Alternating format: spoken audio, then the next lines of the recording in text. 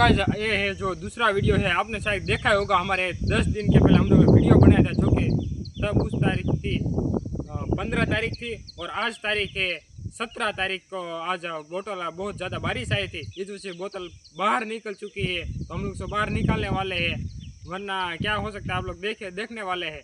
तो आज दिखाते हैं हम लोग आप लोग को बोतल की क्या हालत है अभी। आज आप लोग देख सकते हो बारिश बहुत ज़्यादा आ चुकी थी, इस वजह से यहाँ पर जो हमारी बोतल है वो बाहर निकल चुके। देखो एक बार पूरा देख सकते हो, पूरा अभी बारिश की वजह से पानी भरा है और बहुत ज़्यादा तेज़ कल बारिश आई थी, इस वजह से पानी के साथ जो उसके ऊपर मिट्टी थी सब निकल चुके हैं और इधर से धंस के निकल गई है। एक बार देख ही सकते हो बोतल की भी क्या हालत है और इसको बाहर निकालने वाले हैं।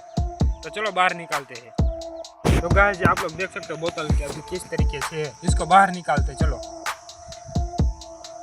बहुत ही ज़्यादा अभी देख सकते हो कि अंदर से जकड़ चुकी है, अंदर पूरा पकड़ लिया अंदर से। देखो एक बार